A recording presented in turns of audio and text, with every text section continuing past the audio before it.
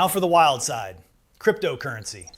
For assets like Bitcoin and the altcoin market, the end of QT is a huge macro shift. More than almost any other asset, crypto runs on liquidity and risk-on sentiment.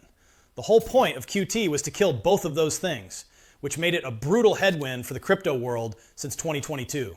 A shrinking money supply and rising borrowing costs made speculative bets a lot less appealing.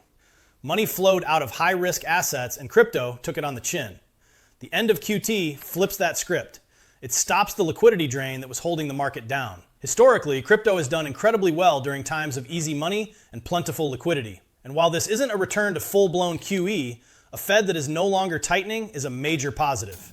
It creates a much better environment for money to flow back into riskier assets. The historical parallel is interesting. Back in 2019, when the Fed paused its previous QT program, Bitcoin went on a tear, surging from around $3,200 to over $13,000 in about 6 months. Now, other factors were certainly at play, but many analysts are pointing to that period, suggesting a similar narrative could unfold in 2026.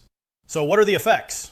First, it should help stabilize prices and cut down on some of the macro-driven volatility. Second, when you pair this with expected rate cuts, it makes holding assets that don't pay a yield, like Bitcoin, more attractive compared to bonds. The thinking is, if money gets cheaper and liquidity stops disappearing, you have a potent recipe for a recovery in crypto.